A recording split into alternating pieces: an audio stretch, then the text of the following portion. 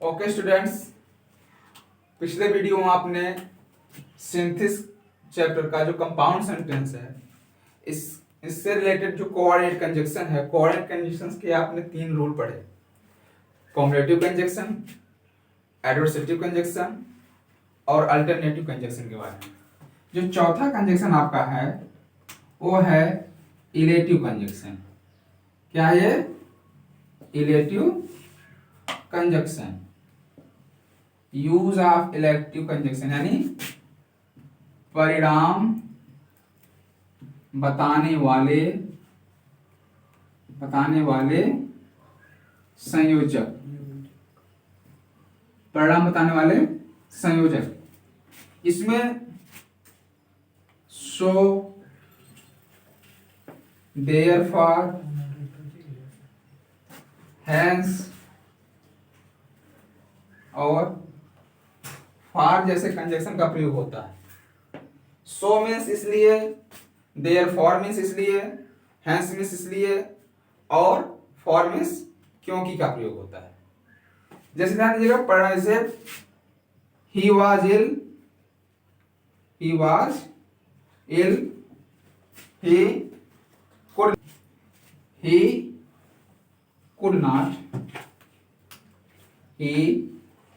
could not attend the college। समझिएगा इस वाक्य को। कंजक्शन का जो है, इलेटिव कंजक्शन का जो परिणाम बताने वाले संयोजक हैं, इसमें सो, देयर, फॉर, हेंस और फॉर का प्रयोग होता है। जिसमें फॉर जब कंजक्शन का काम करता है तो इसका अर्थ क्योंकि के रूप में आता है, यानी बिकॉज का सेंस देता है। और जब यही प्रीपोजिशन के रूप में काम करता है तो के लिए का अर्थ देता है। ठीक है, जैसे मेरे पिताजी मेरे लिए कपड़े खरीद रहे हैं तो my father is buying clothes for me. लेकिन जब एक कंजक्शन का काम करेगा तो जो अर्थ विकास देता है, पूरा अर्थ जो है इसमें कंपाउंड सेंटेंस में फॉर देता है और कॉम्प्लेक्स सेंटेंस में इसी का सेंस विकास से होता है। तो यानी अगर विकास लगा हो तो कॉम्प्लेक्स और फॉर लगा हो तो कंपाउंड सेंटेंस हो जाता है। जैसे he was ill, he could not attend the college. वह बीमार था, वह कॉलेज अटेंड नहीं कर सका। अच्छा, इसका जो है ही वाज इल, इसका यानी वह बीमार था, इसका परिणाम क्या हो रहा है? वह विद्यालय या कॉलेज अटेंड नहीं किया। यानी इसका जो एक्शन है, इसका परिणाम हमें यहाँ दिखाई दे रहा है, दिखाई दे रहा है ना। तो ऐसे वाले वाक्यों में किसका प्रयोग होगा? इलेटिव कंजक्शन का। क्या कह सकते हैं? वह बीमार था इसलिए वह कॉलेज नहीं अटेंड कर पाया। तो अब क्या होगा? इसका कंजक्शन जब कंपाउंड कंजक्शन बनेगा तो he was ill, so he could not attend the college। So he could not attend the college। यानी वह बीमार था इसलिए वह कॉलेज अटेंड नहीं कर सका। तो यहाँ पे सो लगा है, तो जान लीजिएगा, जहां पे सो, देयर, फॉर, हेंस या फॉर का प्रयोग होता है वह कौन सा सेंटेंस हो जाता है? कंपाउंड सेंटेंस हो जाता है। अच्छा, आप जब लेटर लिखते हैं तो लेटर में लास्ट में क्या लिखते हैं? कि लिखते हैं ना, I beg to say that I am suffering from fever, I am unable to. So लिखा ना, I therefore request you, यानी पहले आप रीजन दे देते हैं तब बताते हैं क्या है उसका परिणाम क्या हो रहा है। पहले आप कारण बताए, फिर कारण बाद क्या होते हैं, फिर कहते हैं इसलिए मैं आज विद्यालय आने में असमर्थ हूं। क्या कहते हैं? I therefore unable to attend the college today. पहले आप रीजन देते हैं, तो रीजन यह था। अगर इसी को कहा जाए कॉम्प्लेक्स सेंटेंस क्या होगा, तो यही होगा कि वह विद्यालय नहीं आ सका। तो विद्यालय न आने पाने का जो है, जो कारण क्या था? बीमार। न आने का कारण क्या था? रीजन। यानी आप कह सकते हैं कि परिणाम का उल्टा कारण और कारण का उल्टा परिणाम। पहले परिणाम मतलब पहले आपका कारण होगा तो उसका जो परिणाम होगा तो कंपाउंड हो जाएगा, और जब इसका उल्टा हो जाएगा तब भी कंपाउंड बनेगा, लेकिन तब वहां क्योंकि का जो सेंस होगा कौन देगा? फॉर। कैसा हो जाएगा इसका? He could not attend the college for he was ill. अर्थ क्या हुआ इसका? वह विद्यालय नहीं आ सका या विद्यालय अटेंड नहीं कर सका क्योंकि वह बीमार था। तो ये भी कंपाउंड हुआ। लेकिन अगर इन फॉर की जगह अगर बिकॉज हो जाता, क्या हो जाता? बिकॉज। तो कौन सा सेंटेंस होता है? कॉम्प्लेक्स हो जाता। कॉम्प्लेक्स। क्लियर हुआ?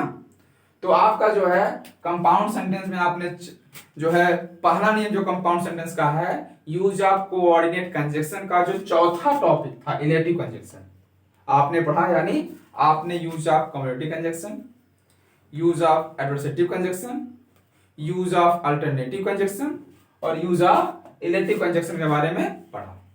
ठीक है? Yes. अगर इनमें से किसी में कोई समस्या हो रही हो किसी वाक्य में तो आप उसको पूछ सकते हैं।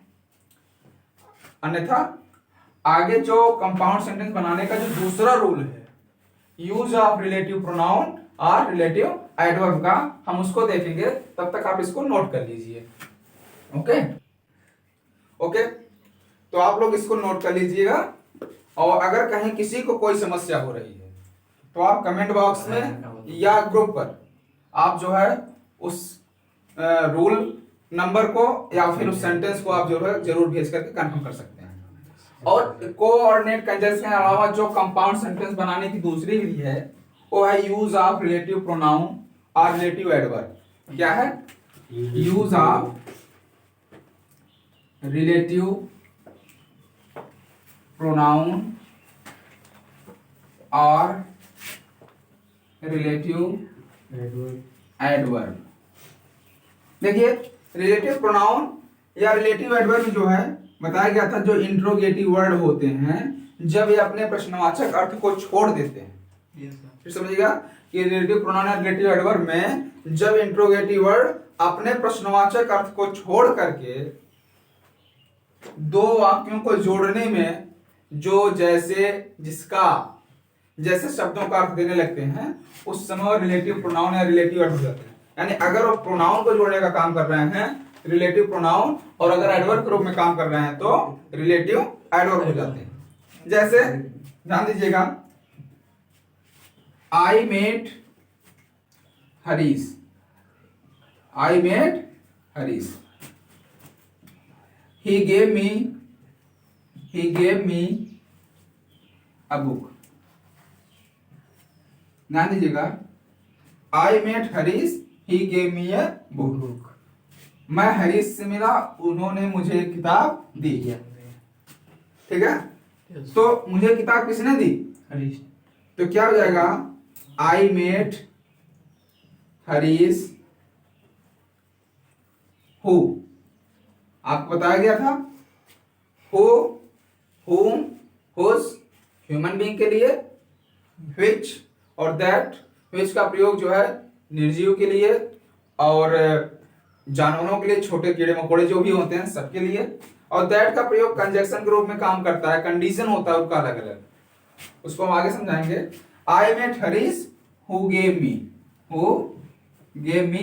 a book। अथवा इस वाक्य को आप इस तरह से भी कर सकते हैं, I met Harish and he gave me a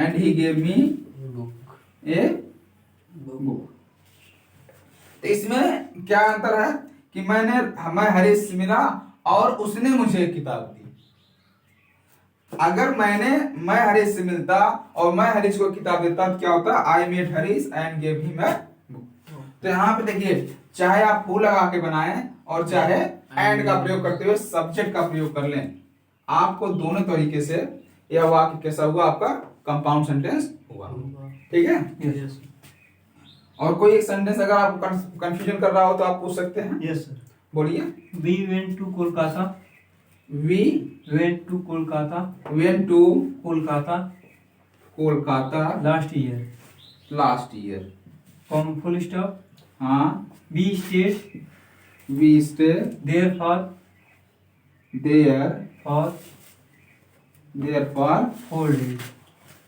4 days। देखिए, हम पिछले साल कोलकाता गए थे, हम वहां 4 दिन रुके थे। तो क्या कर सकते हैं कि हम पिछले साल कोलकाता गए थे और वहां 4 दिन रुके थे, या फिर हम पिछले साल कोलकाता गए थे वहां 4 दिन रुके थे। तो ध्यान दीजिएगा क्या हो जाएगा, we went to Kolkata last year, ठीक है।